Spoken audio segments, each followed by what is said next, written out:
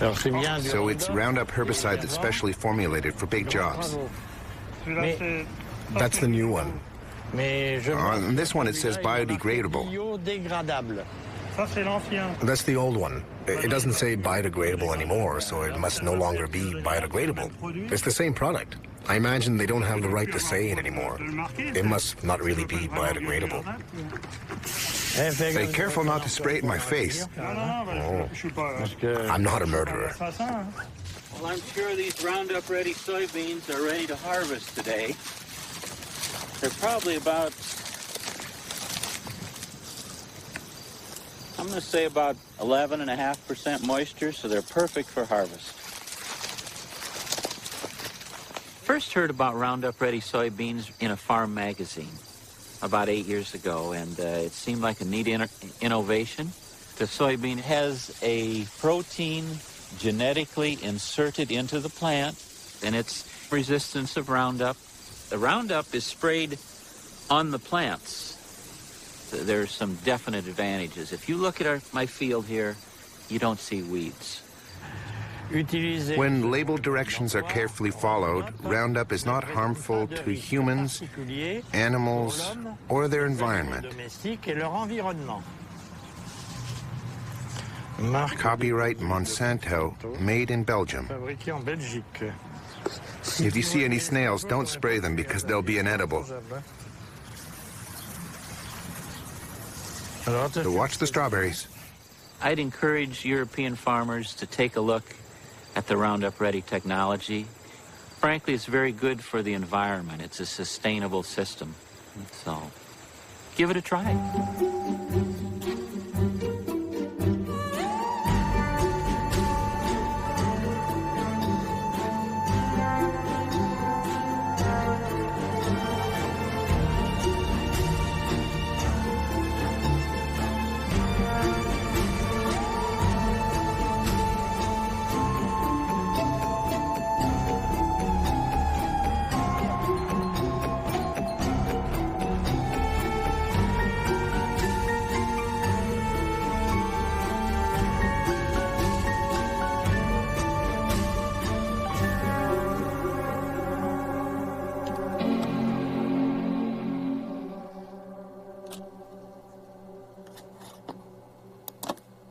Monsanto. For 20 years, I've traveled the globe, and everywhere I've heard about this American multinational. But what I've heard hasn't always been positive. Wanting to know more, I surfed the web for months to put the pieces of the puzzle together. On its website, Monsanto positions itself as an agricultural company that aims to help farmers produce healthier food while reducing agriculture's impact on our environment. Its leading product is Roundup, the world's best-selling herbicide for the last 30 years.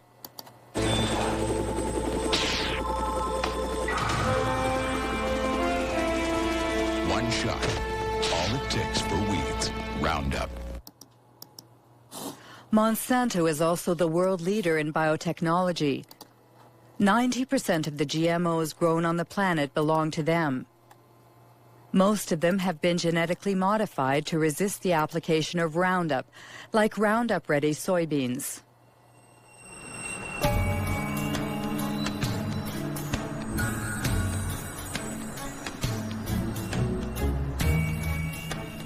Monsanto's GMOs have invaded the planet, but no ag industry product in history has ever incited as much controversy and passion. Why? What's at stake with GMOs? And could the company's past shed some light on what the company is or claims to be today? Founded in St. Louis, Missouri in 1901, it was not always an agricultural company. It was one of the largest chemical companies of the 20th century. Chemistry is working for you, and very likely Monsanto is working for you. Monsanto, where creative chemistry works wonders for you. The wonders boasted about in this commercial made Monsanto one of the most controversial companies in the industrial era. Agent Orange, aspartame, bovine growth hormone, PCBs. These chemically created oils used worldwide as coolants and lubricants in electrical equipment were the jewels in Monsanto's crown for over 50 years. They were called Arachlor in the United States, Pyrrolin in France, and Clofen in Germany, until they were banned in the early 1980s. Monsanto PCB.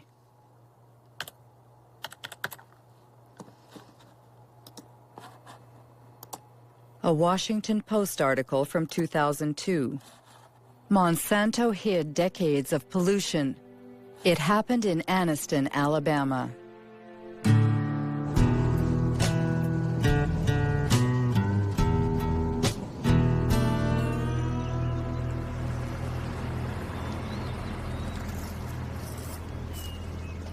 Terry was my baby brother. He died in 1971 from a cancer of the brains, a tumor of the brains, cancer of the lungs, and hers of the heart. He was 16. In the last 3 years, I have lost more friends. They died from illnesses, cancer, sugar diabetes, hepatitis, all these different ailments that comes with PCBs, and they have been related to PCB.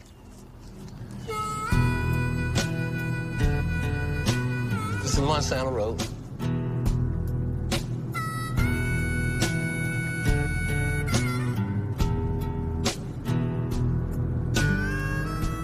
This is all just a black area, minorities that live in this area. But every one of these homes was, like, contaminated. They just cleaned that yard up over there to the right about 6 months ago. These was all homes. These people lived here, and they had to move. The houses was torn down.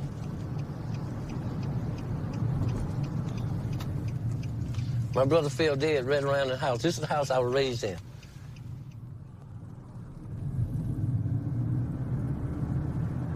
See this grass right here? They buried PCBs over here. Monsanto got permission to bury PCBs in Anniston. And this is Snow Creek right here, where they put the cement in here. It comes from the plant discharging to PCBs all the way down through here. And it was poisoning. They never told anybody, but they told the state. The state didn't tell us.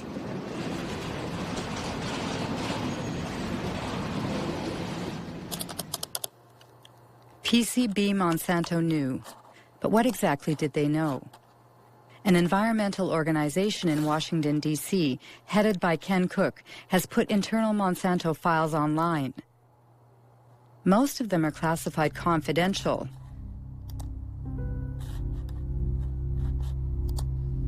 FYI and destroy. 1937, exposure to PCBs provokes systemic toxic effects and acne-form skin eruption. In 1961, 2 workers developed hepatitis symptoms after a pipe broke in a factory using PCBs. In 1966, Monsanto scientists placed fish in Snow Creek's water. All were dead in 3.5 minutes. Pollution, a letter addressed to sales executives in 1970. This is the one that really tells you the story. They're saying, we can't afford to lose $1 of business. Their neighbors in Anniston were not told about the poisoning that they were inflicting upon them because they didn't want to lose $1. It was only when lawyers went to court on behalf of people in Anniston and forced the company through the legal system to disclose these internal secret documents that we knew what they knew.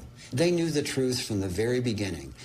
They lied about it. They hid the truth from their neighbors. They hid the truth, in many cases, from the government authorities. And when they did share information with government authorities that should have been acted upon, the government authorities, instead of siding with the people who were being poisoned, sided with the company. They sided with Monsanto. It was outrageous, absolutely unforgivable.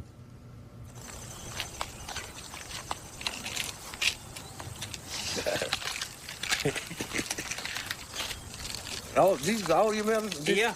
Well, no, they ain't all of it. I got some more here. How much you have in you? 63.8 in the blood. In the blood. If they took a fatty biopsy of him now, he probably would top the scales of about 3,000 or 4,000 parts per billion or more. And which is the level acceptable? I mean, Acceptable is 2 part per billion. That's the standard all around the world. But these people, we have more in our bloods and in our body than actually anywhere else in the world. it's usual here to speak about his PCB level. We all talks about it because it became a household word now. Kids used to run up to me, Mr. Baker, I got tested. I had 3 part per billion in my blood. How long do you think I got? That's a horrible story. But what do scientists think about it? On the web, you can find numerous articles concerning the effects of PCBs on human health. David Carpenter is one of the most qualified specialists in the field. He carried out the testing for the Anniston residents. We all have PCBs in our bodies. The polar bears and the penguins have PCBs. And what has happened is in the past, there were a few sites where PCBs were released, but over time, they've gone into the air, they've gone into the water, they've transported, so the whole world is now contaminated with PCBs. The issue is that many diseases are caused by PCB exposure. The one everyone knows about is cancer.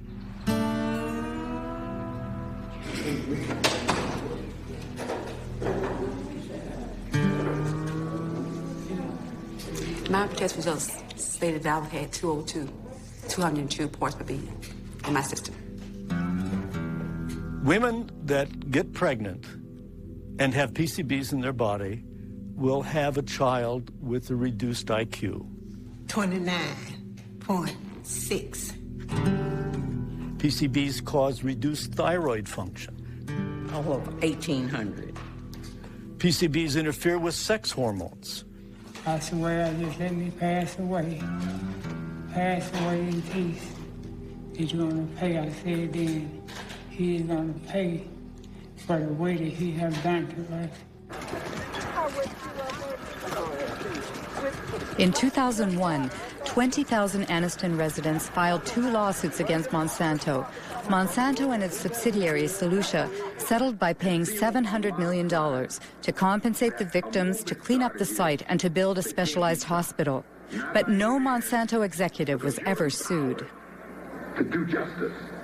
Under American law, in most instances, it's very rare for executives or officials in these companies to be held criminally responsible. So we have the civil system, the civil courts. We make them pay. And the truth of the matter is, in most instances, the price these companies pay decades later is a fraction of their profits. And this is why it pays to keep these problems secret. And it makes you wonder what they might be keeping secret now. I have to say, we would never trust a company like Monsanto to tell the truth about a pollution problem or about a product. We would never trust them. Ken Cook says we would never trust a company like Monsanto. So what about Roundup, the world's favorite herbicide used by gardeners and farmers alike? What is it exactly? It's the brand name Monsanto gave to glyphosate, a so-called non-selective or total herbicide, because it destroys all plants. First sold in 1974, it owes its great success to Monsanto's unwavering claims that it is biodegradable and good for the environment. Voici Roundup, le premier désherbant biodégradable. Il détruit les mauvaises herbes de l'intérieur jusqu'aux racines et ne pollue ni la terre ni l'os de Rex. Roundup, le désherbant qui donne envie de désherber. Roundup biodegradable. Ken Cook was right. The company was found guilty of false advertising. Twice. The first time was in New York in 1996. And the second was in France just last year. The judges found that the wording biodegradable, leaves the soil clean and respects the environment were false advertising. Especially since, according to tests performed by Monsanto itself, Only 2% of the product had broken down after 28 days. That's why Monsanto recently removed the word biodegradable from its containers. But that's not all. Many scientific studies have shown that Roundup is highly toxic. For example, Roundup provokes cell division dysfunction, a study by Professor Robert Bellet.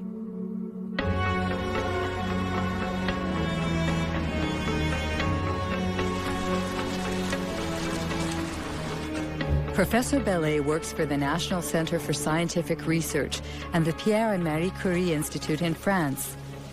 He has studied the effects of Roundup on fertilized sea urchin eggs. The big surprise was that Roundup has an effect on cell division. We saw very quickly that Roundup affected a key process in cell division. Not the cell division mechanisms themselves, but those which control cell division. You have to understand how cells become cancerous. In the beginning, all cells are benign, and then at a certain point, modifications take place in the cells that make them unstable from a genetic point of view. This is the first malfunction that we observed with Roundup. It is for that reason that we consider that Roundup provokes the first stages that lead to cancer. We're careful not to say it provokes cancer, because we won't see the cancers develop for 30 or 40 years. It was immediately clear how important these findings were for product users, especially since the tested doses were well below those which people normally use, and we said to ourselves, gosh, we really have to let the public know about the dangers as quickly as we can. And I thought the best way to do that was to talk to my administration. But there, I was shocked, very, very shocked, because I was ordered, not to communicate our findings due to the GMO question lurking in the background. What an incredible account. Roundup's toxicity was hidden to protect the development of GMOs.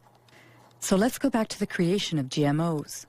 According to Monsanto's site, Roundup-ready soybeans, introduced in 1996, were the first bioengineered crop to be approved in the United States. Farmers using these seeds belong to the American Soybean Association, whose address is on Monsanto's site. John Hoffman is its vice president and an ardent biotechnology advocate. In the spring, I will go out and spray one pass of Roundup to burn down the weeds that are growing in the early spring. And about 6 or 7 weeks later, I'll spray a second pass of Roundup. And that controls the weeds for the year. Before we had Roundup technology, this field would have had weeds. We would have had to walk through and pull the excess weeds by hand. It was labor intensive. So the Roundup Ready system saves me time and it saves me money. It seems Monsanto's new wonder has what it takes to entice farmers. But how does it work? How can the soybean plants survive being sprayed with Roundup? This is the soybean cell. The core of this cell contains its DNA, in which the bean's genetic structure is encoded. In order to create its GMOs, Monsanto breaks the species barrier using a Roundup-resistant gene harvested from a bacterium. This gene is placed on microscopic particles of gold, which are fired into the soybean cells with a gene gun. The gene penetrates the DNA and creates a protein, making the plant resistant to Roundup. When the herbicide is sprayed on the crop, it kills all the weeds, leaving the soybean plants intact. One must admit that the process is an incredible technological feat. But these soybeans engineered to withstand such a powerful herbicide are destined for our dinner plates. They must have been thoroughly tested before being put on the market. Who was the Secretary of Agriculture at the time? Dan Glickman, Bill Clinton's Ag Secretary from 1995 to 2000.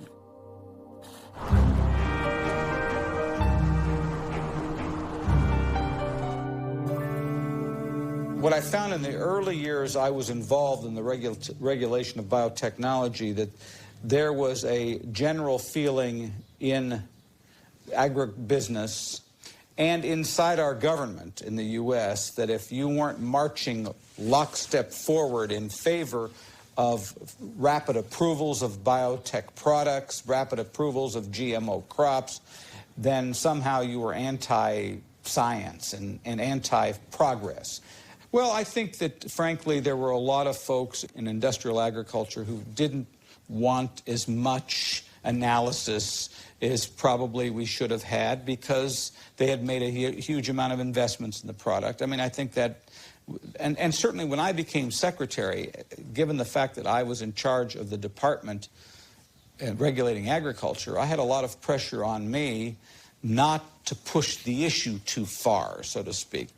But I would say even when I opened my mouth in the Clinton administration, I got slapped around a little bit by not only the industry, but also some of the people even in the administration. In fact, I made a speech once where saying that we needed to more thoughtfully think through the regulatory issues on GMOs. And I had some people within the Clinton administration, particularly in the U.S. trade area, that were very upset with me. They said, how could you in agriculture be questioning our regulatory regime? In a nutshell, in the United States, the Secretary of Agriculture doesn't stand a chance against the multinationals. But just how are GMOs regulated in the United States? The most crucial policy on the subject was published by the FDA, the Food and Drug Administration, which is legally responsible for regulating the safety of food and medicine. Title: Foods Derived from New Plant Varieties. Date: May 29, 1992. Principle 1. Foods derived from genetic modification are regulated within the existing framework that applied to foods developed by traditional plant breeding.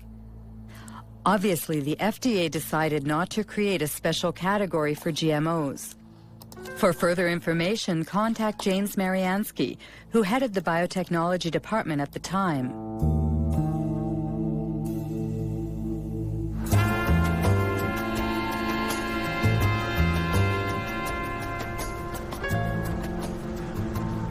Basically, the government had taken a decision that it would not create new laws, that it felt there were already sufficient laws in place that had enough authority for the agencies to deal with new technologies. That means the White House asked the agency to write a policy where GMOs should not be submitted to a specific regulatory regime?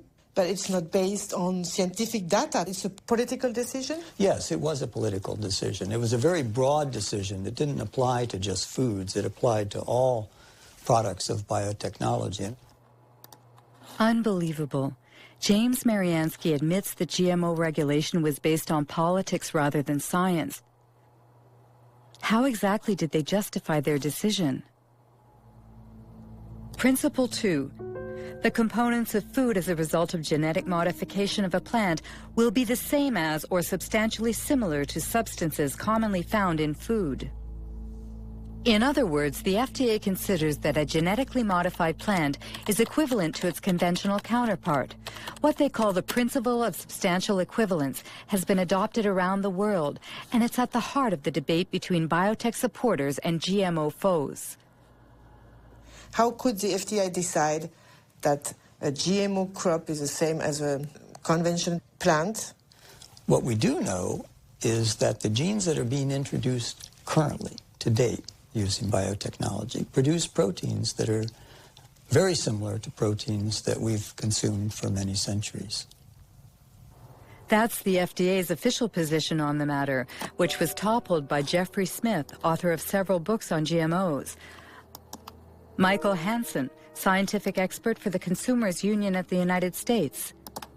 And writer Jeremy Rifkin, who was the first to denounce the principle of substantial equivalence. The reason why GM crops are here is based on a deception that occurred in the FDA. They said that these foods are not different. They use the word substantially equivalent. They use the word not meaningfully or uniformly different. And what that turned into was a terminology called generally recognized as safe. or grass. Typically, if something is to be considered generally recognized as safe, it needs lots of peer-reviewed published studies and an overwhelming consensus among the scientific community. With GM crops, they had neither. What FDA was saying was if you introduce a gene into a plant, that gene is DNA, and we've consumed DNA. We have a long history of consuming DNA, and we can establish that that is grass. We were trying to say that these things should be considered food additives. When you want to put a new coloring agent in a food, the tiniest bit of coloring agent or a preservative or some other tiny chemical, that's considered a food additive, and you have to go through all these procedures to show it's that it meets the criterion of reasonable certainty of no harm. But when you genetically engineer a food which can cause untold differences in that plant, they don't require anything. Here in Washington, if you were to have an evening and go out and get a drink at one of the local haunts where all the lobbyists hang out, everybody would laugh about this. They all know this was a joke, this substantial equivalency. This was simply a way to paper over the need for these companies, especially Monsanto, to move their products into the environment quickly with the least amount of government interference. And I should say they were very, very good at getting their interest expressed. I remember meetings that we had where the Monsanto scientists met with the FDA scientists, and they went through the kinds of modifications that they were making and how those were being done. And basically what they were also saying to FDA is, how will these products be regulated? I have never seen a situation where one company could have so much overwhelming influence at the highest levels of regulatory decision-making as the example of Monsanto with its GM food policy in the government. Exceptional news footage actually shows George Bush Sr. visiting Monsanto's research facility 9 years before Roundup-ready soybeans were first sold.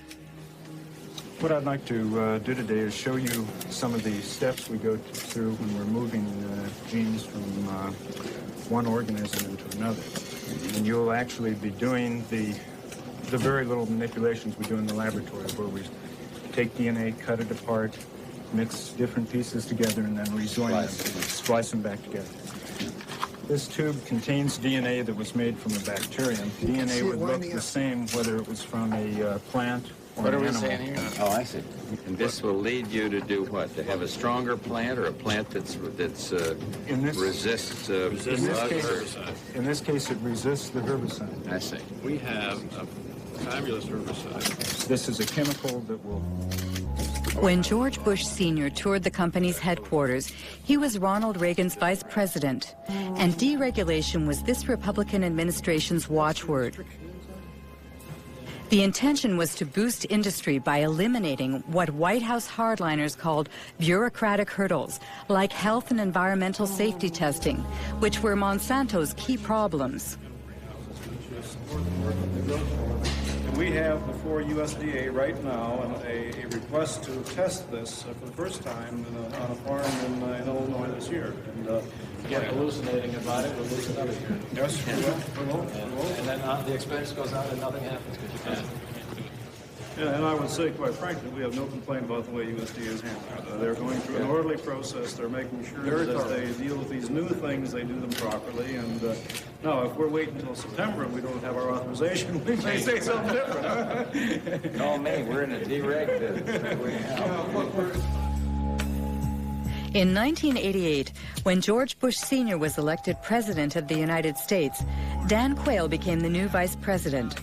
4 years later, he announced the American policy concerning GMOs, drafted just as Monsanto had wanted.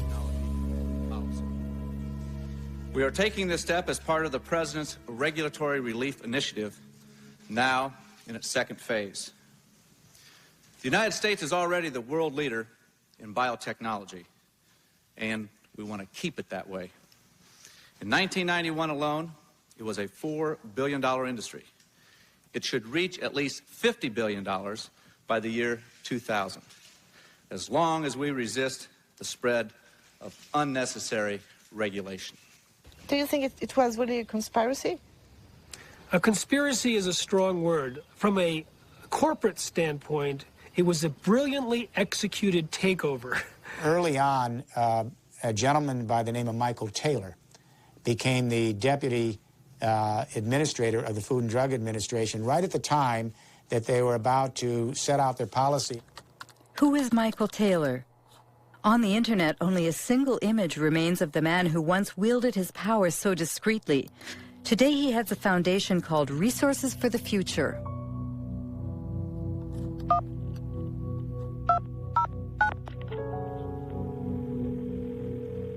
Hello, Marie-Monique speaking. Hello, it's Mike Taylor. My questions are about your role. I mean, when you were working at the FDA, before being hired by the FDA, you worked as an attorney for Monsanto during 7 years, didn't you? Well, I was a partner in a law firm of which Monsanto was a client. And I worked on some Monsanto matters, yes. And apparently, if I understood well what I read, the FDA created a new position for you, Deputy Commissioner for Policy? Well, because there was a special need at that time at the FDA because of the new GMOs? It had nothing to do with GMOs. Nothing at all to do with GMOs. I wasn't the author of these policies, but that's just false. He moved over to the FDA in July of 1991. Up until that time, he was at a law firm called King & Spalding. His personal clients included not only Monsanto, but the International Food Biotechnology Council. And he had drafted for them a proposal for how they would like to see genetically engineered foods regulated. And if you look at the proposal that was written for IFBC, that was Michael Taylor's, with the final one that was published, it looks very, very similar. So if he didn't write it, it looks like somebody took what he wrote and changed it slightly for the policy. Mr. Taylor was the deputy commissioner at the time, and he provided the leadership for the project and served as the chief, the sort of the lead policy person in terms of making sure that the project got done. So Monsanto played that game very well, both the political game and the regulatory game. They played a key role in bovine growth hormone in getting that thing approved, and also in how genetic engineering was dealt with. Michael Hansen has just mentioned bovine growth hormone. What's that? It's a transgenic hormone that's injected into cows, increasing dairy production by 20%. It would be an understatement to say that it had critics. The hormone threatens our health. Deadly poison. Manipulation. Called RBGH for a recombinant bovine growth hormone, Monsanto began selling it to dairy farmers in 1994 under the brand name Posilac.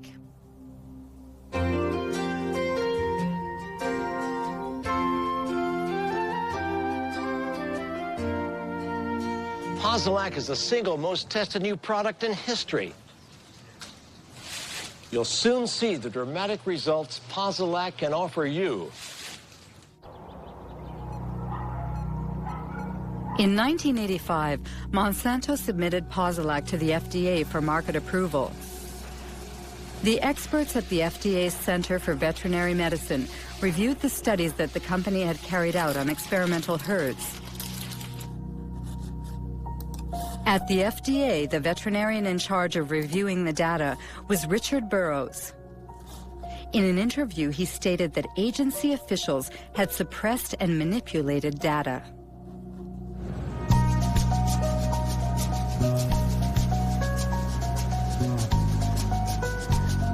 The data that they came in with lacked a lot of insight into the dairy industry.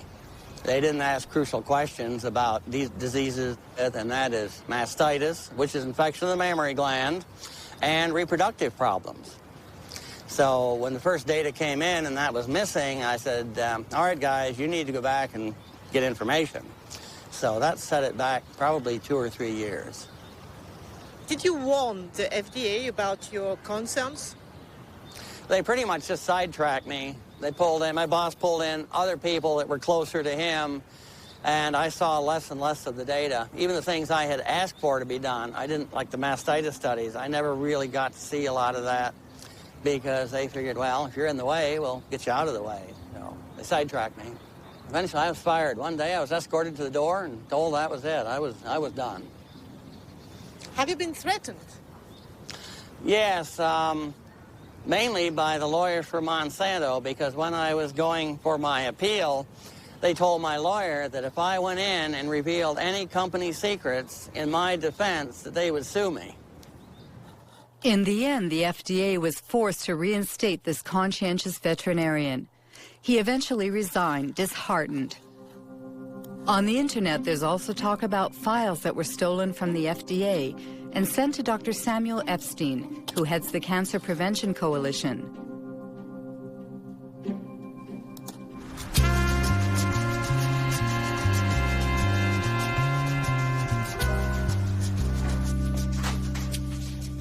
In 1990, Samuel Epstein published an article in The Milkweed, the standard for dairy reporting, edited by Pete Hardin.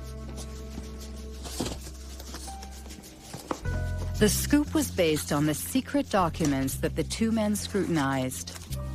One morning, I came in, I think in October that year, I came into my office and found a great big box of documents. And it came from Washington, but no indication as to who sent it. This was a box of files of all Monsanto records which had been submitted to the FDA on the veterinary tests in the preceding 6 years or so. Well, this was great fun. Many of these documents are original documents, and as it says here, company confidential. It contains confidential information which may not be reproduced, revealed to unauthorized persons, or sent outside the company without proper authorization. As an investigative journalist, that's the kind of stuff I like to report. Revealing this information made Monsanto and FDA very, very angry, because what we were able to establish is that there were dramatic physiological changes in the animals that received the shot, the hormone shots, compared to their control group peers.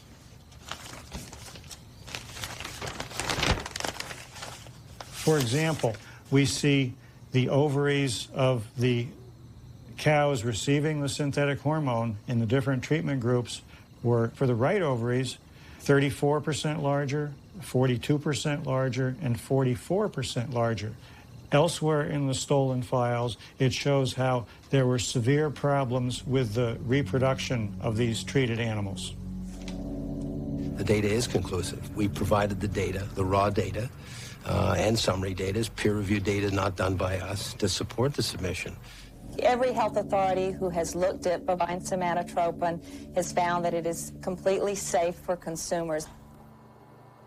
For Monsanto, the hormone is not only safe, it is actually beneficial for consumers.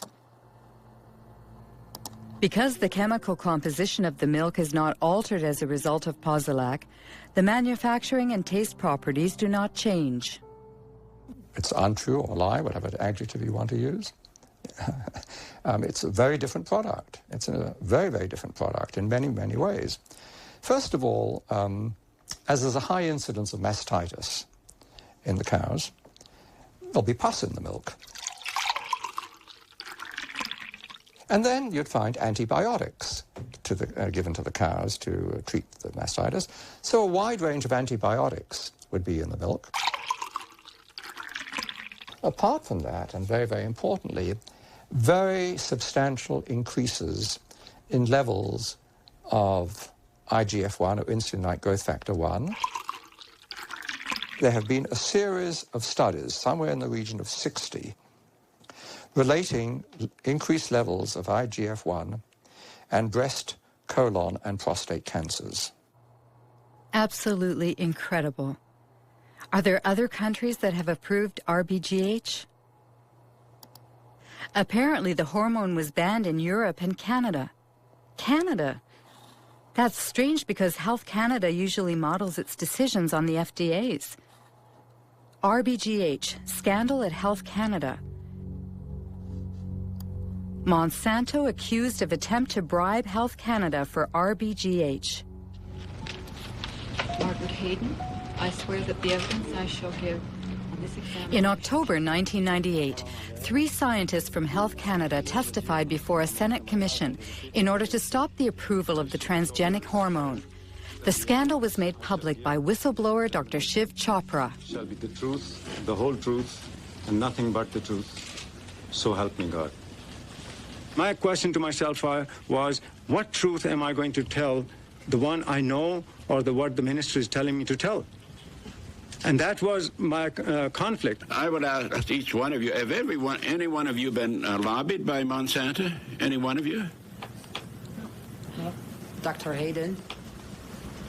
I did attend a meeting back approximately about, I believe, 1989-90, and Monsanto representatives had met with myself and my supervisor, Dr. Drennan, and my director, Dr. Messier, and at that meeting, an offer of $1 to $2 million was made by the company, and I don't know any more about what became of that, but my director indicated after the meeting that he was going to report it to his superiors.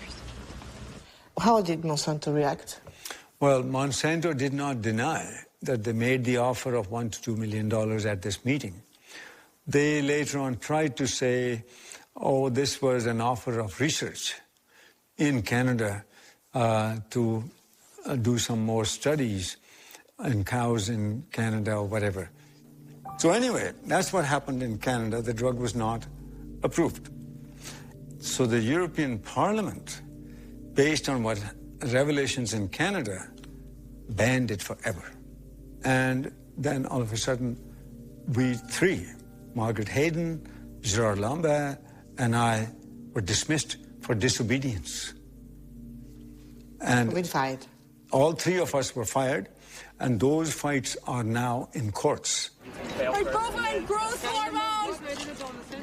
The United States Congress also opened an investigation at the request of RBGH opponents who oppose the ban on labeling milk as RBGH-free. Interestingly enough, the investigation was never completed. Purchases of milk surpluses. Bovine growth hormone, BGH, is a test of consumer acceptance of genetic engineering. In the garbage. In the garbage! The cow hormone drug was simply the first major application of biotechnology to food production, and Monsanto is a very powerful corporation with many linkages to top-level persons in government. I think the prevailing ethic at the federal government was biotechnology is so important that we can't let a few little questions about cow safety or human safety get in the way. The reason the FDA approved it is it appeared to be that there was a lot of people that used to work had key positions that had worked for Monsanto, came over to the FDA and managed to get the FDA to approve it. It's revolving doors that move up. It's kind of like a double helix, a spiral. Revolving door? Yes, revolving door. The revolving door is not just in agriculture.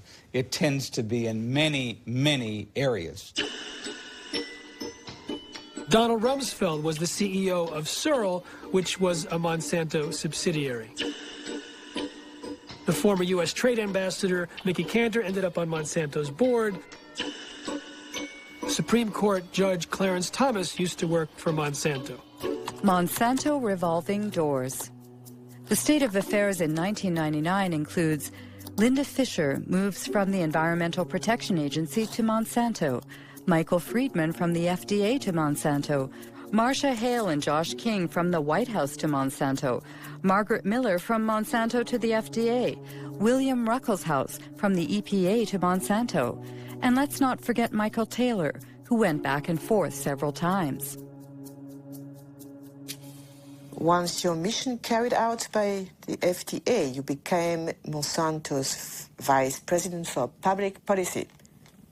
Right. So there is no conflict of interest for you. No, and again, the rules are the rules, and I played within the rules. I think in terms of public acceptance, it's been one blunder after another. If you're trying to have a strategy for having the public understand and accept the new technology, having the first application of it be related to milk, which we already have more than we need, it created, it helped create a climate of suspicion. I think the idea that companies are not required in every case of a GMO to submit the product to FDA, such as is required in Europe, I think that from a public confidence, public acceptance standpoint, that's not a sufficient system. I personally have said that Congress should change the law. Congress should create a mandatory notification system that ensures that every product is looked at by FDA and that FDA makes a safety judgment about every product. That's some very compelling testimony. It seems that Michael Taylor has qualms about the policy he signed in 1992. What about the FDA's own scientists? Was there a consensus on the GMO regulations? FDA documents show they ignored GMO safety warnings from their own scientists, written by Steve Drucker.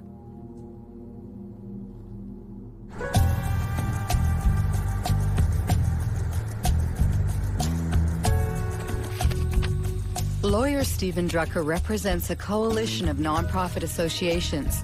He sued the FDA, forcing it to declassify its internal files on GMOs. We received over 44,000 pages from the FDA's own files, and they revealed that the FDA has been lying to the world since 1992, if not before. But they continue to lie. They are still lying. They claim that there's an overwhelming consensus in the scientific community that genetically engineered foods are as safe as their conventionally produced counterparts, and they claim that there has been sufficient data to back up this consensus. Both of those claims are blatant lies. There are several examples. For instance, Dr. Louis Priebel of the FDA's microbiology group wrote, quote, "There's a profound difference between the types of unexpected effects from traditional breeding and genetic engineering," unquote. Then Dr. Priebel added in his memo that some of the aspects of genetic engineering may be more hazardous.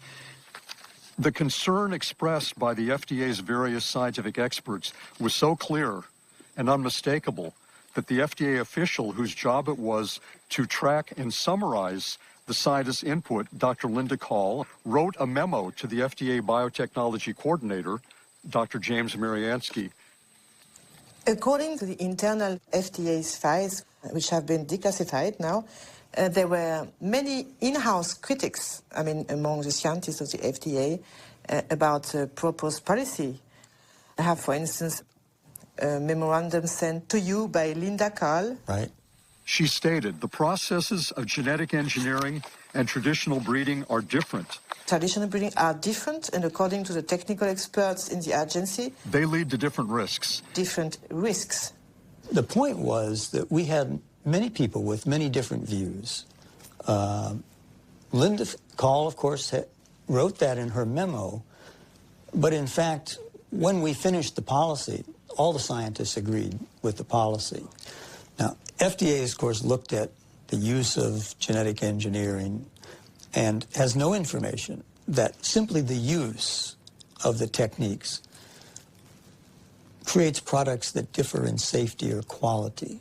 Even before the consistent warnings in the memos from the FDA's own scientists, the FDA had very clear warning because the very first genetically engineered food supplement that came to market in the United States caused a major epidemic. Do you remember what happened in 1989 with L-tryptophan? You remember? Yes. It was a bioengineered amino acid. We know very well what's amino acid and... Right. That killed dozens of people and made hundreds and hundreds sick. It caused an epidemic of an unusual disease called EMS. Right. And how many people died? Right, but we have many... 37. And more than 1,000 people disabled.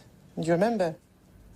I do remember. And you said, according to FDA administrative record, we do not yet know the cause of EMS, nor can we rule out the engineering of the organism. Did you say that I read? Yes. Amazing. James Mariansky can't rule out the possibility that it's the genetic manipulation itself that triggers unexpected side effects. But he did nothing. Have any independent scientists investigated this question, which is crucial for consumers? Arpad Pusztai, world-renowned scientist, lost his job when he warned about GE Foods. 1998.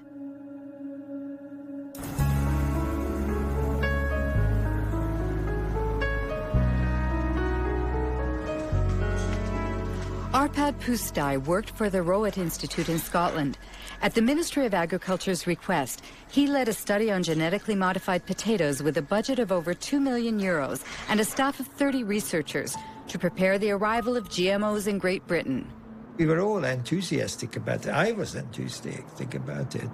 The ministry thought that if we did this study, looking at all aspects, then it would be an endorsement of GM. And when they introduce it, they would say that the foremost laboratory in Europe, nutritional laboratory, had looked at them and they found them all right. Arpad Pusztai specializes in lectins. These proteins function as an insecticide protecting plants against aphids. Rowett scientists had created potatoes that were resistant to aphids and into which they introduced a snowdrop gene, which produces the lectin in question. Beforehand, they verified that in their naturally occurring state, lectins themselves do not pose a health risk. The genetically modified potatoes were tested on rats. It had twofold effects. First, it started to increase a proliferative response in the gut. And that you don't like because this is possibly, I'm not saying that it is cancerous, but what it does, it can have an adjuvant effect on any chemically induced tumor. The other thing is the immune system was certainly got into high gear.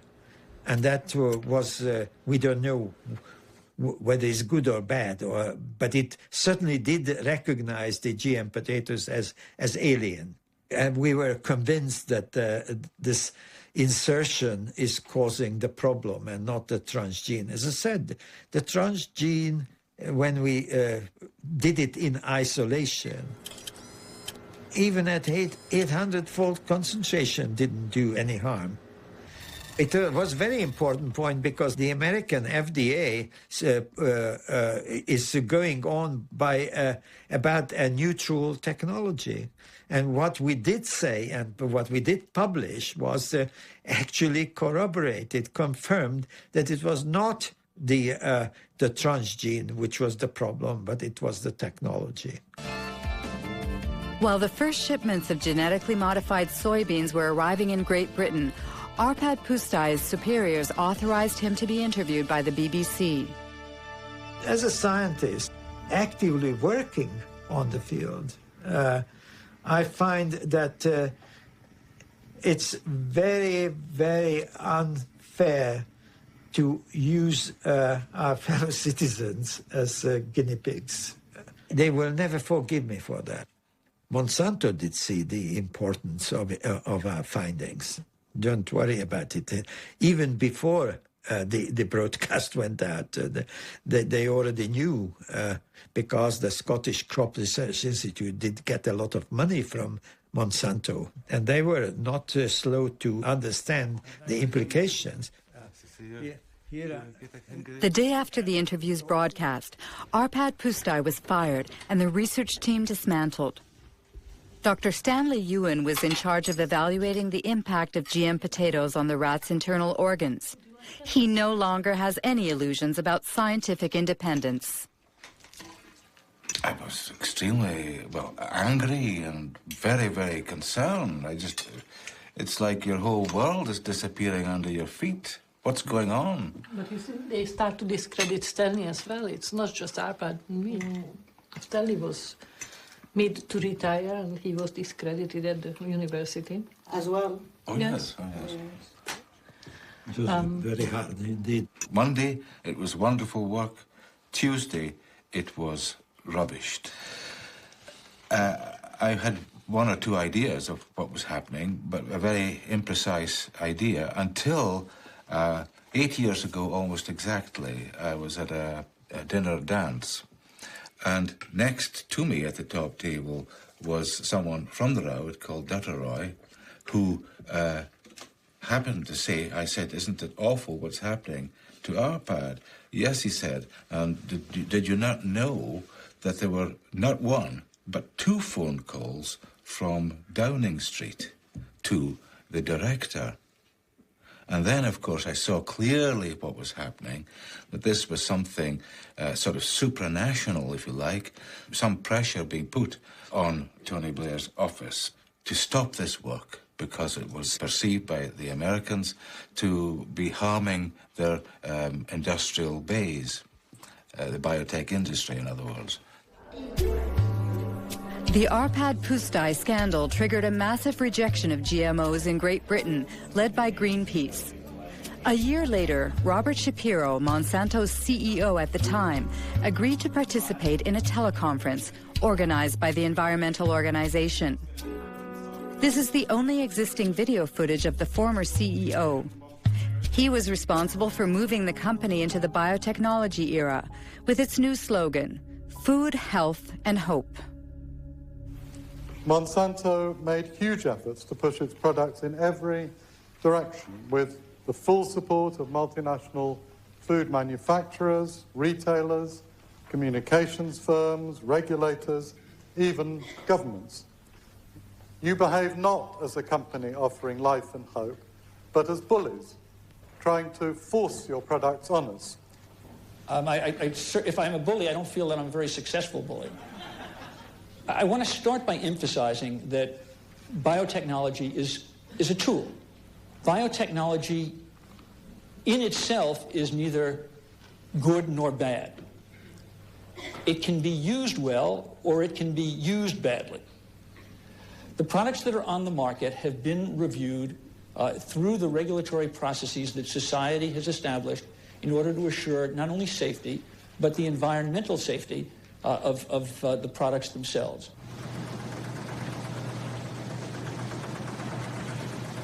After 10 years on the market, Roundup Ready soybeans account for 90% of all the soybeans grown in the U.S.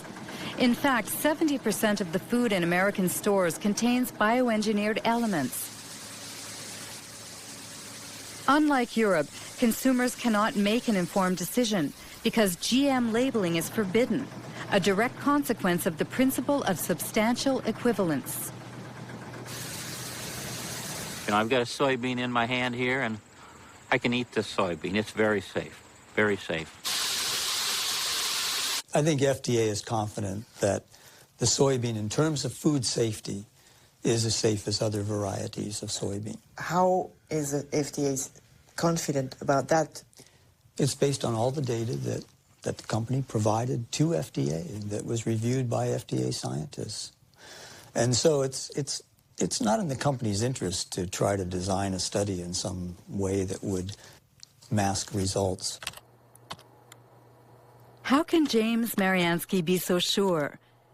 If I type in Monsanto falsified scientific studies, I get 174,000 hits. Among them, a report from the EPA of the United States. Monsanto accused of falsifying studies concerning the carcinogenicity of dioxin.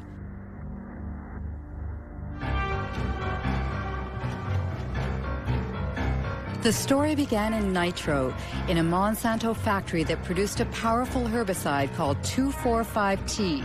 In 1949, an explosion in the factory provoked unexpected side effects.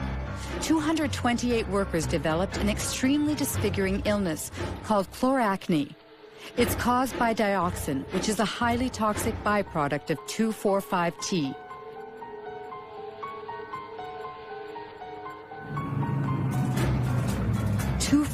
T was the main ingredient in Agent Orange, the defoliant used by the U.S. Army during the Vietnam War. During the war, 40 million liters of Agent Orange, containing 400 kilograms of pure dioxin, were sprayed on trees in southern Vietnam. 3 million people were contaminated, including thousands of American soldiers. Even some 40 years after the end of the war, dioxin continues to claim more victims. We know today that this poison provokes cancer and serious genetic malfunctions.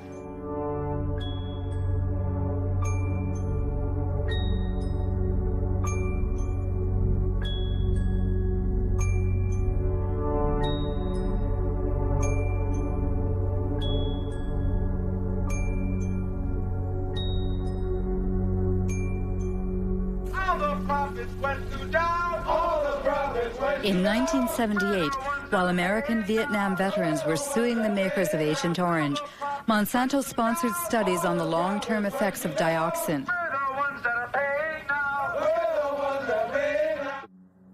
The company paid scientists to compare the health of workers who had been exposed during the nitro plant's accident 30 years prior to the health of non-exposed workers.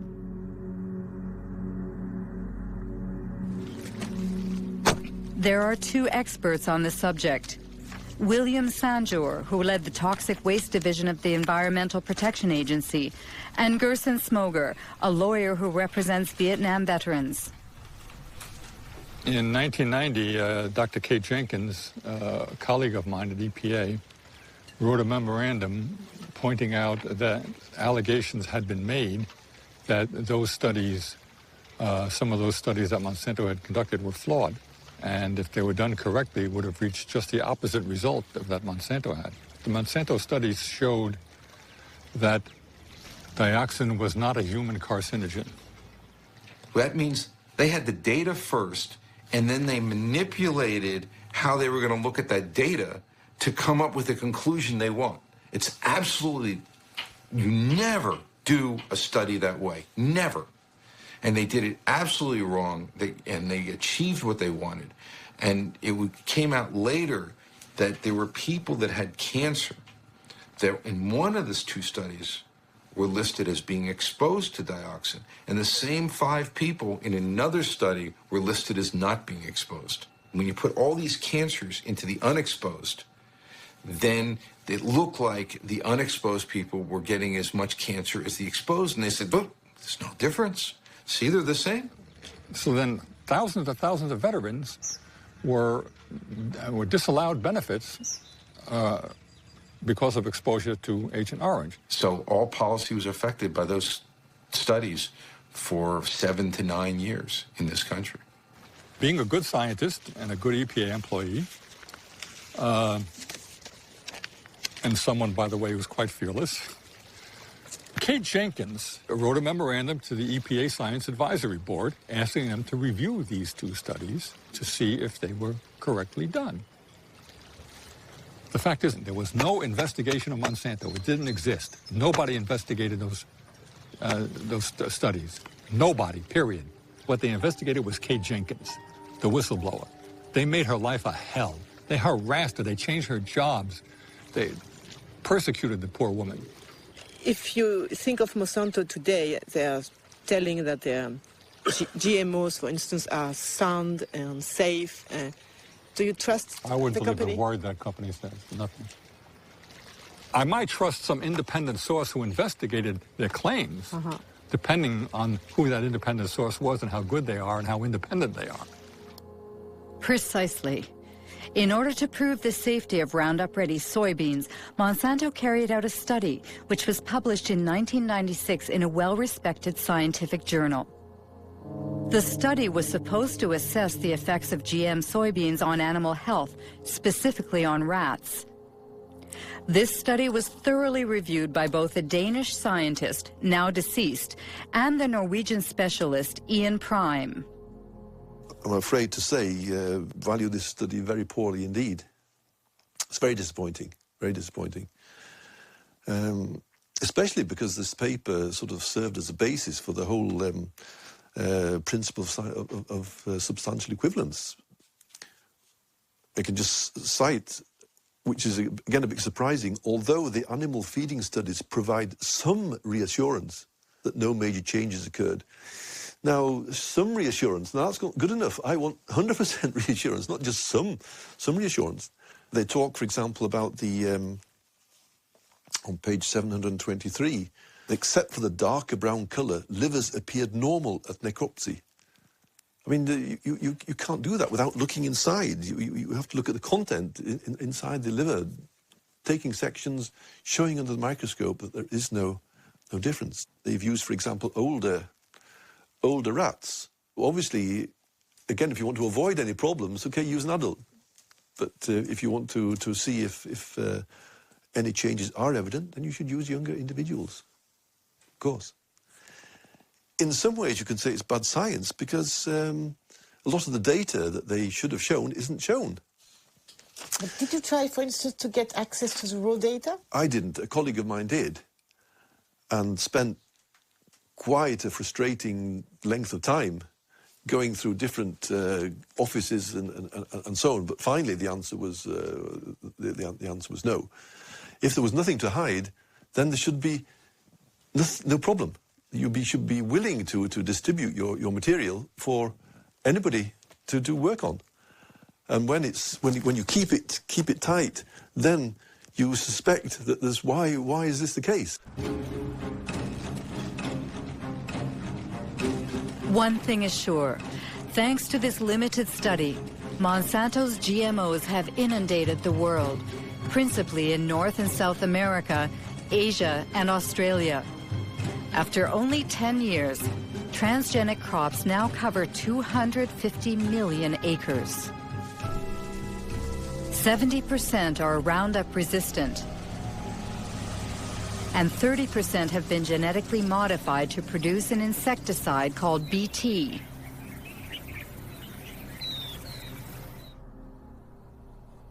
Since 2001, the company has published a yearly document titled The Pledge Report, a kind of ethics statement in which Monsanto tries to justify its business practices.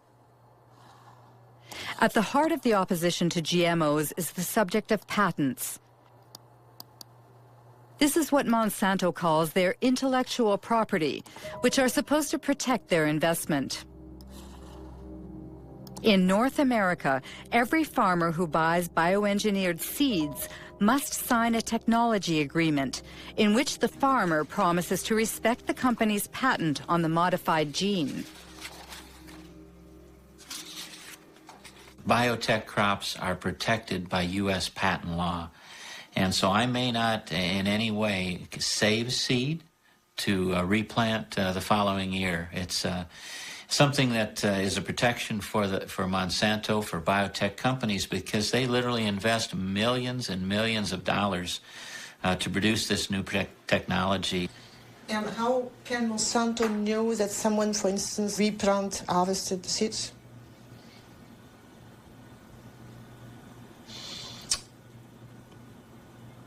I'm not sure how to answer that. No, how they would know if someone replanted seed. That's a good question for Monsanto. The question is so touchy that Monsanto prefers to circumvent it by making glorious promises. In cases of unintended appearance of our proprietary varieties on a farmer's field, we will surely work to resolve the matter to the satisfaction of both the farmer and Monsanto.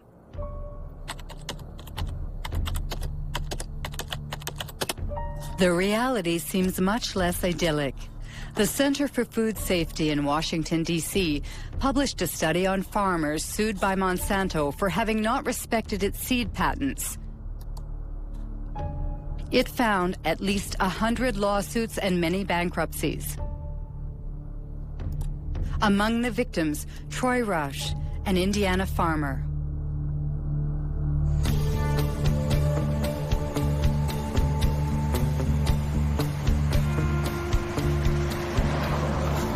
Our story starts back in 1999. A gentleman, and I use that term loosely, showed up at my mother and father's farm, and he claimed to be a private investigator hired by Monsanto. And he was out investigating farmers saving their own seed, and asked us, he'd come right out and ask us if we'd saved their seed. And we told him no, we had not, and offered up our herbicide purchases and seed purchases, all the receipts and everything. Told him where everything was purchased so he could go check it out for himself. He declined that offer. And what occurred is then they sued us. Monsanto filed a lawsuit against myself, my father, and my two brothers. And Monsanto presented us with documents that they claimed were samples taken from our farms. To obtain those samples, Monsanto had to have trespassed upon our land without our permission and stole those samples. That year, I recall we had 492 acres of Roundup Ready soybeans. And they were grown under contract for a company for seed.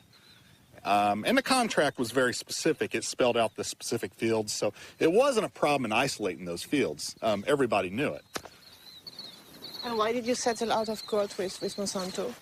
Well, after 2.5 years of this, the family was just destroyed. The stress involved in this, I mean, they're in essence threatening 5 generations of work. And if they would to prevail in something like this, it's all gone. They take it all away. They take it all away. Good morning. Morning, sir. How are you this morning, Troy? I'm well. How are you, David? Still surviving? Good. Troy Roush and David Runyon grow conventional soybeans. They have been victims of the so-called gene police. Created by Monsanto to enforce its law in the fields, the gene police sow fear in rural America, where farmers denounce the totalitarian methods used in a GMO-dominated world. I have some pictures here for you, Troy, I'd like for you to look at. Okay. Here's what I have done, Troy, to help prevent re-entry on my farm of anyone coming onto my farm. Summer, it was in July of 2003. And they came, it was the latter part of July, they came to my house. It was like 7 p.m. Who came? Monsanto employees. And they presented me a business card. And they asked me a few questions about the kind of soybeans I plant, the kind of corn I plant, where I market my crops. And so I said, okay, that's the end of the conversation. Yeah, patents have changed. They've changed everything. It revolves with a relationship of trust with neighbors. That is gone. Myself, I probably only have 2 farmers that I talk to that are close to me. Are they really afraid, the farmers? Of course they're afraid. You can't defend yourself against these people. They've created a little industry that serves no other purpose than to wreck farmers' lives. Of course they're afraid. Does it mean that you're afraid, for instance, that the neighbor can snitch on you? Yes. Yes? Yeah. Yes. All you have to do is dial 1-800. Dial 1-800 Monsanto. Or no, I'm sorry, 1-800 Roundup. I remember encouraging farmers to call this toll-free number and turn their neighbor in. And why does Monsanto do that? Well, the reason they do it is control. Seeds? Yeah. They want to control the seed. They want to own life. I mean, this is the building blocks of food we're talking about. They are in the process of owning food. All food. Between 1995 and 2005, Monsanto acquired over 50 seed companies throughout the world. These companies produce corn, cotton, wheat, and soybean, and also seeds for tomatoes, potatoes, and sorghum. Everywhere, people worry about Monsanto's monopoly, which in the long term threatens to wipe out all non-transgenic varieties. Monsanto doesn't agree and speaks only about the benefits of biotechnology, especially in developing countries like India. Our products provide significant economic benefits to both large and small growers. In many cases, farmers are able to grow higher quality and better yielding crops.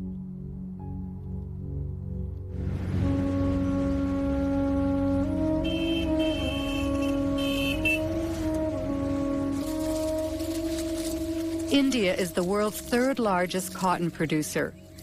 In 1999, Monsanto acquired Mahiko, the country's leading seed company. 2 years later, the Indian government authorized the sale of BT cotton under the brand name Balgard.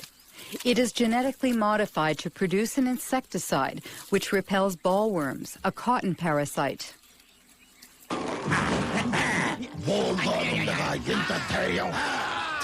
బోల్గార్డ్తో రాత్రి పగలు రక్షణ చూశారా Bollgard శక్తి యొక్క వాగ్దానం spray తక్కువ లాభం ఎక్కువ Bollgard ప్రతి విత్తనాలు కాయదులుచు పురుగులతో పోరాడే శక్తి. Since 2001, Kiran Sakari and Abdul Gayam have been closely following the transgenic cotton grown by small farmers in the Warangal district. Every year, the two agronomists publish a report comparing bioengineered cotton with conventional cotton in terms of yields and production costs. In 2006, the harvest was ravaged by a disease that affects transgenic cotton. This is a Bolgard field. We can see some of the rhizoctonia affected plants. You see, if you remove the bark of a healthy plant, it won't be like this, like threads. See, it's a classic example of rhizoctonia infestation. The farmers, they have never seen that.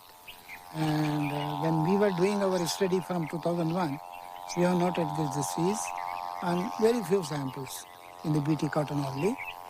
And as the time passed, the spread was seen more and more in the BT fields as well as some non-BT fields also. But I personally feel that there may be some interaction, undesirable interaction between the host plant where the gene was introduced and the gene which is carrying the BT. And that has introduced the weakness in the plant not to resist this rhizoctonia. I have seen the website of the Monsanto. BT cotton reduces 78% of the pesticide reduction and pesticide consumption, and it gives you 30% better yields. But it's an utter flop. After 90 days, invariably you have to spray for bollworms, even on the BT cotton. How do you explain that so many farmers are buying BT seeds? See, presently the option is is getting narrower and narrower to the farmer. During the current season, even farmer wanted to go for non-BT. There was no non-BT hybrid seed available in the market.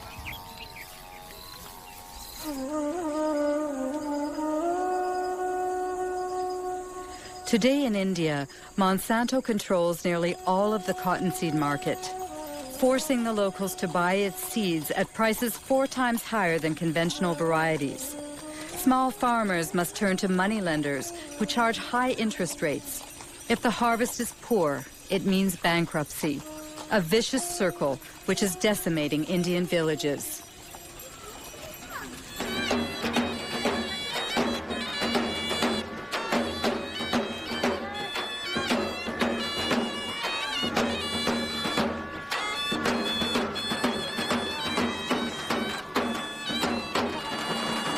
आज जी आपल्या इथं आत्महत्या झाली ती कशामुळे झाली BT cotton अजून काय कारण होतं कर्जबाजारी वय काय होतं 25 हा ही consumed pesticide 1 litre pesticide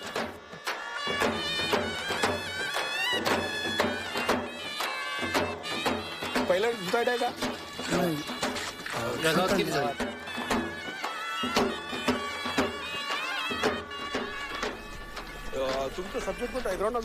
Tragedies like the one we've just witnessed occur 3 times a day in the Vidarbha region, where BT cotton was introduced in 2005. Of course, cotton farmers committing suicide is not new in India, but the GM crops are causing it to skyrocket. However, in this battle that pits David against Goliath, Few dare to publicly denounce this international scandal.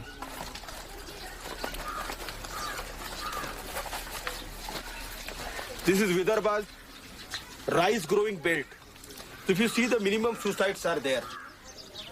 But this is the cotton growing area. The result of the BT cotton is the first year 600 suicides from June 2005 to June 2006. Second year, still today, within 6 months, 680 suicides. So it's a disaster. It's a complete disaster, yes. All these technologies, either it is GM or biotechnology, they are actually making the farmers completely dependent on the market. Because not only that you have to pay more for the seed procurement, but you have to fertilize it. And this very claim that no spraying is required, no pesticide required, is also false. When Monsanto claims in advertising that GM crops are adapted for small farmers, what do you think it's? Our experience shows that it is completely false. It's completely false. It's a lie.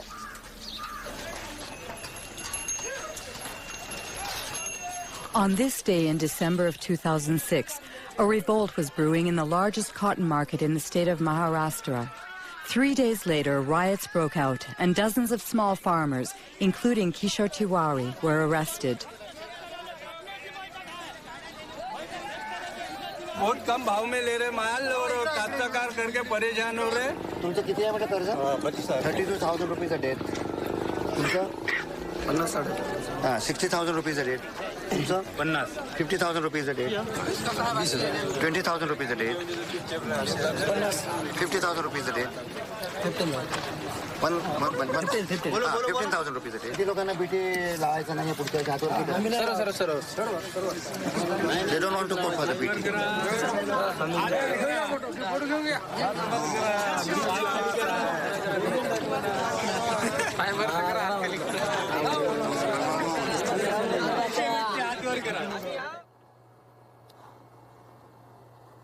Seeds of Suicide is the title of a book by physicist Vandana Shiva. She won the Alternative Nobel Prize and heads the Navdana organization, which aims to conserve traditional seeds.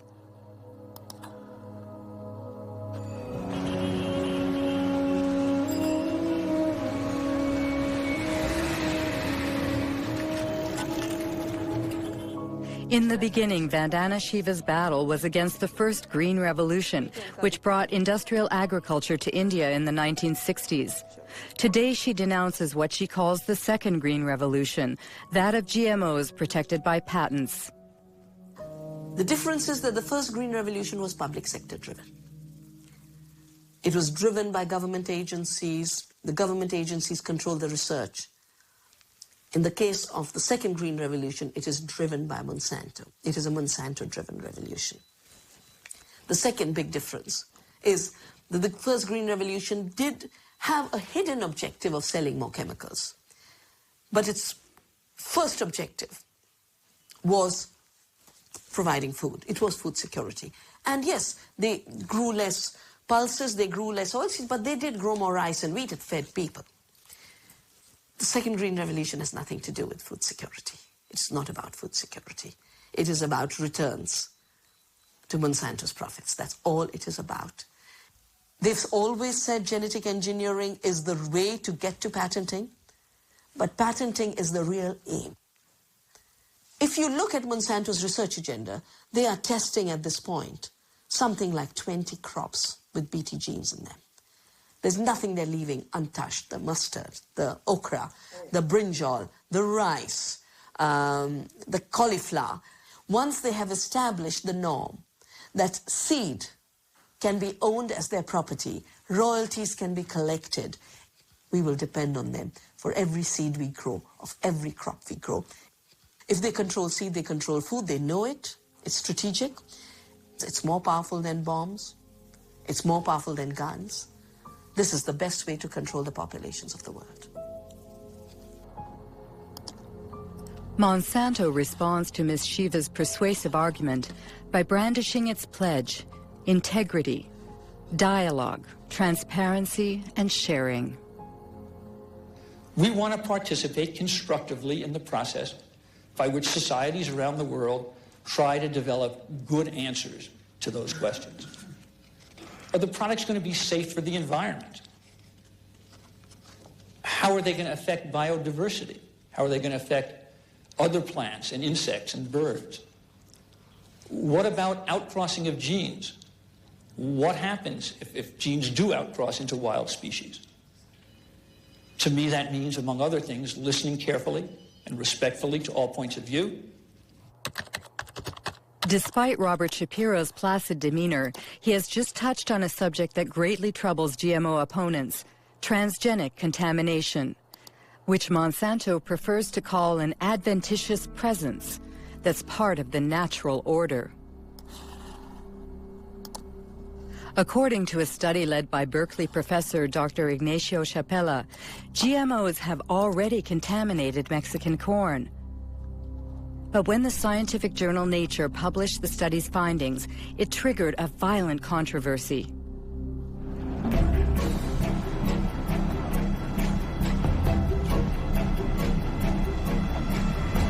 I had been working for 15 years with indigenous communities in Oaxaca, in Mexico, and they had been developing the capacity to analyze their environment themselves. One of my students went to try and train people to detect transgenics. We brought with ourselves a positive control. That was a can of corn from the US that we knew was transgenic. And we were looking for a negative control. And we thought the best negative control is going to be corn from the local places, because we all believed that was the cleanest, the most well-preserved source of corn in the world. So the surprise came when we looked at these samples and we discovered that the samples that we all believed would be non-transgenic had already transgenic DNA within them. It was a very big surprise for us to discover that these land races of corn that were kept by people locally and supposedly maintained over 10,000 years had already been reached by transgenic contamination, mostly from the US.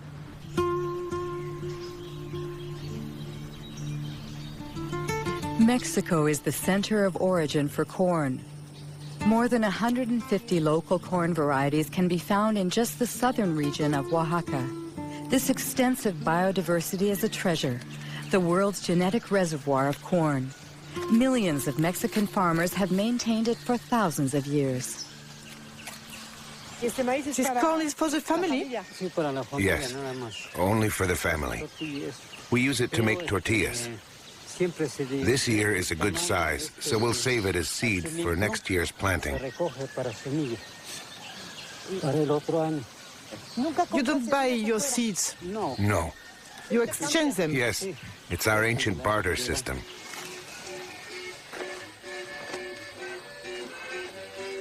To preserve its corn's diversity, Mexico has banned genetically modified crops. However, due to the NAFTA free trade agreement it signed with the United States and Canada, Mexico cannot stop the massive importation of American corn, 40% of which is genetically modified. This industrial corn, as it's called in Mexico, is highly subsidized by the U.S. government. So on local markets, it costs half as much as traditional Mexican corn.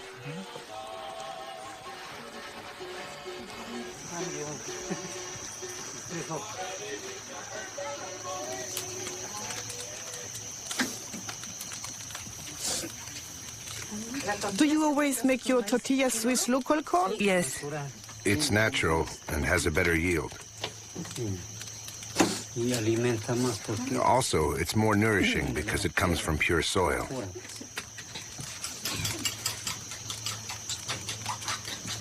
That's blue corn. In the past, my ancestors only planted this kind of corn. Today, we maintain it as well. It existed before the Spanish conquest. Yes, there's another kind of conquest.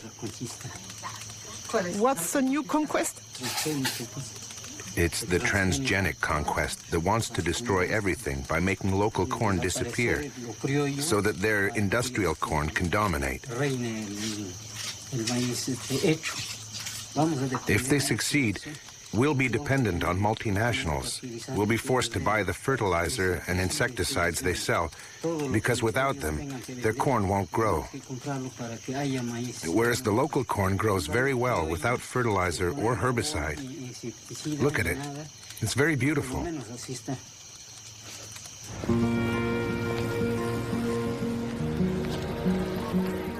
Ignacio Chapela's article provoked a violent reaction in Mexico. Since then, the National Ecology Institute has confirmed the contamination of Mexican corn. Roundup Ready and Bt genes have been found in corn from 5 regions of the country. What would happen if bioengineered corn crossed with traditional land races? Dr. Alberas Buya led a study using a local flower. She inserted the same gene in several specimens and then observed their growth. We observed that 2 plants, strictly identical from a genetic point of view, in other words, they both have the same genome, the same chromosomes and the same transgene. The only difference is that the transgene is located in different places. And well, once they grew, these plants presented a phenotype. That is to say, flower shapes that were very different. Some have flowers that are identical to their natural counterparts, like here, 4 petals with 4 sepals, but others have abnormal flowers with abnormal hair or strange petals. In addition, some are completely monstrous. The only difference in all of these plants is the location of the transgene, which was inserted randomly. Why is that worrisome? In Mexico, once the transgenic corn seeds have been released into the environment, it's very likely that the transgenes will insert themselves into the genomes of the local Mexican varieties. It's an unavoidable phenomenon, because corn plants cross naturally by wind-blown pollen. Given that, we fear that the genetic resources of traditional corn will be uncontrollably affected.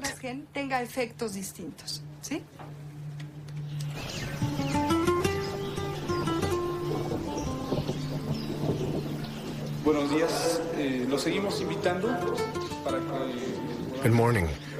We invite you to attend a meeting about the new diseases which are infecting our corn because of transgenic contamination.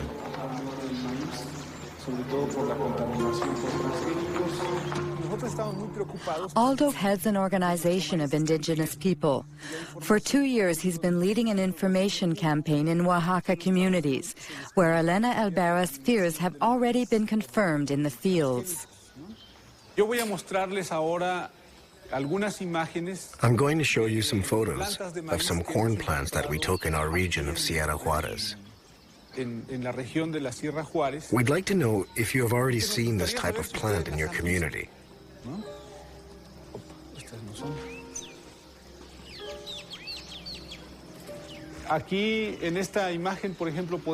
You can see that some very strange things are going on. This plant, for example, has a branch here and another one there. Normally, a corn plant is not like that. There is always only 1 ear per leaf. But look here. There are 3 ears coming out of the same leaf. They are really monsters. We sent a plant sample to a biotech lab to see if maybe it contained genetically modified genes. Unfortunately, the test came out positive. Usually, we see these types of plants along the roadside or in people's yards. It's possible that people buy corn in the shop and they drop some kernels while walking. Some kernels germinate. This is how traditional corn became contaminated.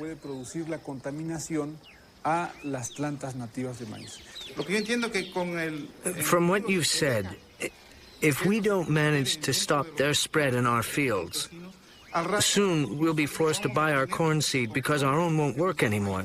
That's very troubling. What should we do? First of all, if you find a strange plant, you should immediately remove its stamen, because that's where its pollen comes from. In any case, you must be very vigilant in monitoring your plants.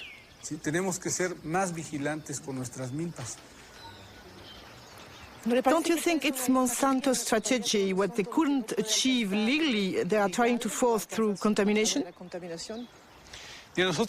Yes, we end up wondering if the contamination wasn't intentional. If the center of origin of corn becomes contaminated, the rest of the planet could follow. Contamination only benefits multinationals like Monsanto. How did Monsanto react to Ignacio Chapella's study on Mexican corn contamination? Monsanto's Dirty Tricks campaign against fired Berkeley professor Ignacio Chapella.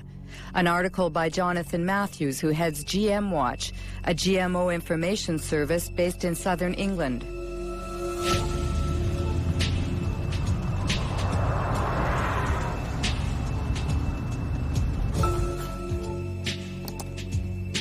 According to Jonathan Matthews, Ignacio Chapella was a victim of a campaign launched on AgBioWorld, a pro-GMO internet site. On the eve of the article's publication in Nature, a certain Mary Murphy posted an email that AgBioWorld distributed to thousands of scientists around the world.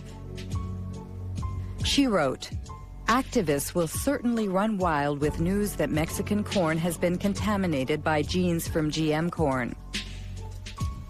The very next day, a certain Andora Smetacek posted a second email.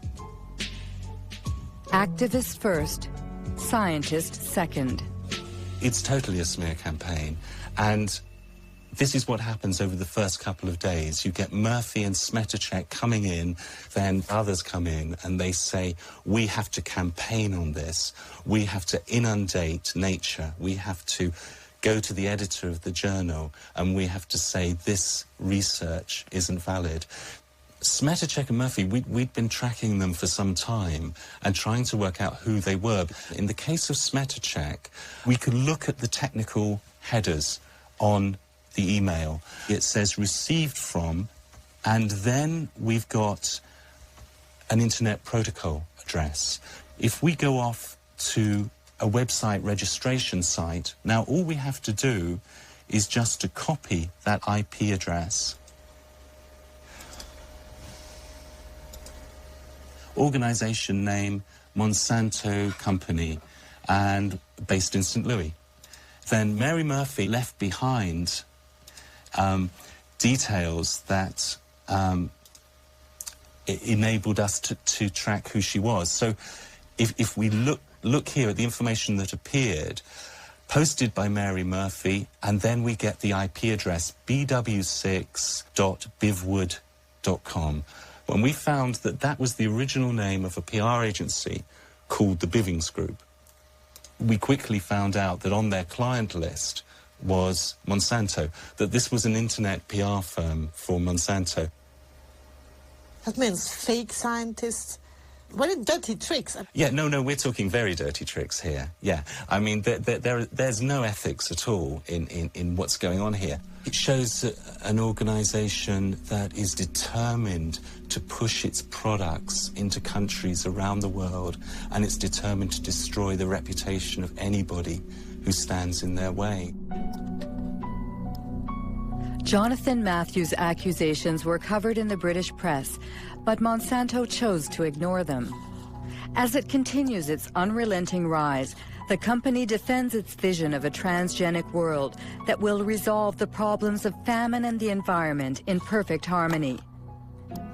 Practical experience clearly demonstrates that the coexistence of biotech, conventional and organic systems is not only possible, but is peacefully occurring around the world.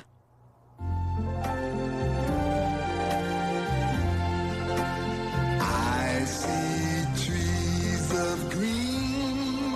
Imagine um mundo que preserve a natureza, o ar, os rios,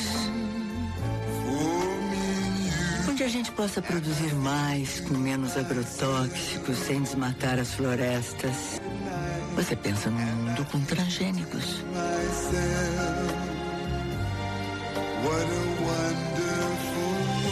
Uma iniciativa Monsanto com apoio da Associação Brasileira de Nutrologia.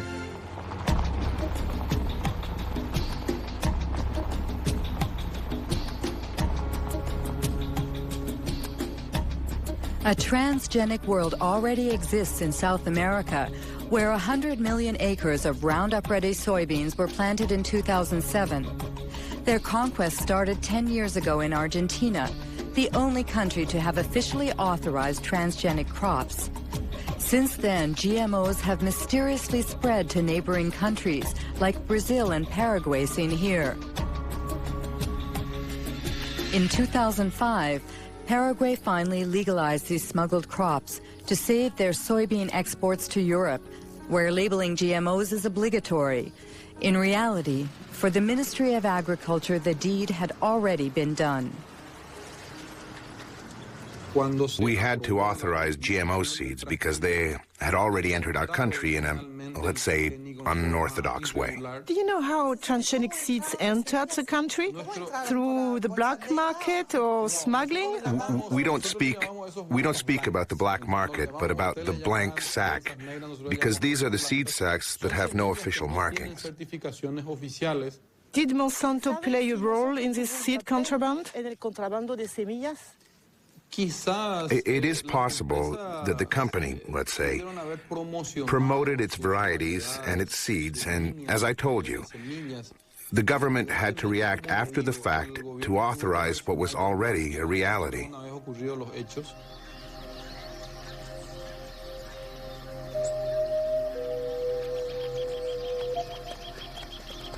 Whatever the origin, contraband has been profitable for Monsanto.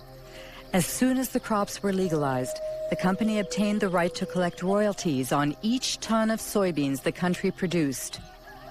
Just like in Brazil. Since then, there has been no let-up in Paraguay's deforestation and the expulsion of many small farmers who refuse to relinquish their small plots of land. Jorge Galeano leads a small farmers organization which is fighting against the progression of what he calls the green desert. What we have here is an example of a GM extension of soybeans. In fact, it's a monocrop that destroys everything in its path. Before here, there were fields containing everything that a family needed to live. Plants, trees, manioc, corn. Do you think that the GM crop can coexist with the crops of the small farmers? No, we are sure it can't. There are two incompatible models that can't coexist. It's a silent war that eliminates communities and families of small farmers. In addition, it destroys the biodiversity of the countryside. It brings death, poverty, and illness, as well as the destruction of the natural resources that help us live.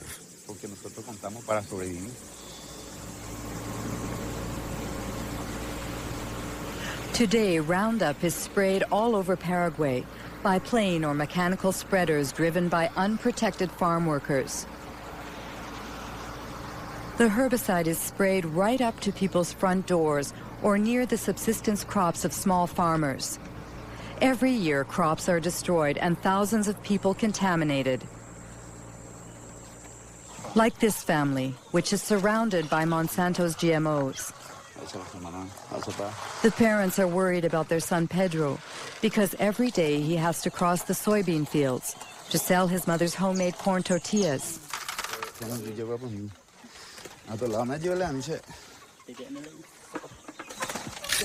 How long has he had that? It started 15 days ago. It started on his foot and then it spread. That's how it starts.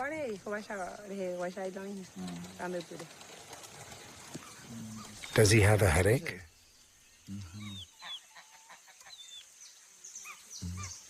Is he eating? Very little. Today he didn't want to eat what I prepared for him. He only drank a little fruit juice. And his brother? He eats better, but it's difficult.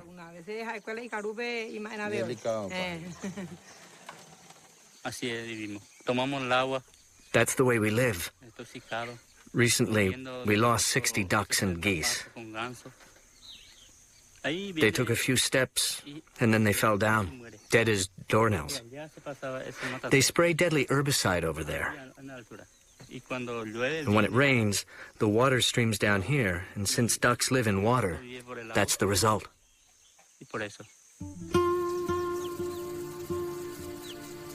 In Paraguay, 70% of the farmland is owned by only 2% of the population. With GMOs, the concentration is increasing. 3/4 of the soybean producers are foreigners staking claims for this new green gold. The ban on animal-based feed after the mad cow epidemic and the recent biofuel craze have caused soy prices to soar, triggering a rush to round up ready crops. According to the last census in Paraguay, each year 100,000 people leave rural areas to live in urban slums. An estimated 70% flee Monsanto's genetically modified soybeans, which are destined to feed Europe's chickens, cows, and pigs. We are going to talk about the production model of GM soybeans promoted by Monsanto.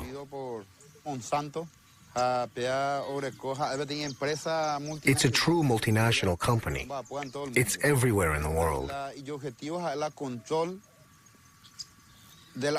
Its objective is to control all of the world's food production through farmerless farming.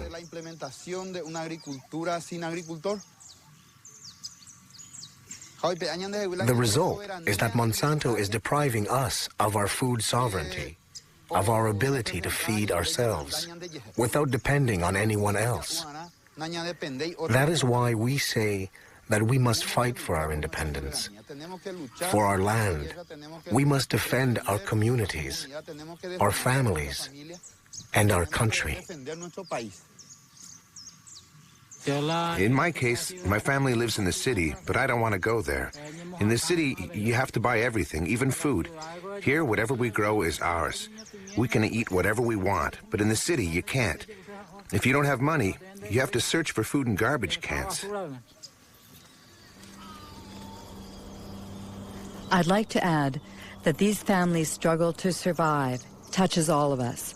In 2007, Monsanto employed 18,000 workers in 50 countries. In 2007, its stock prices continue to rise, and its profits have reached $1 billion. Its shareholders include not only pension funds and banks, but also hundreds of thousands of small investors.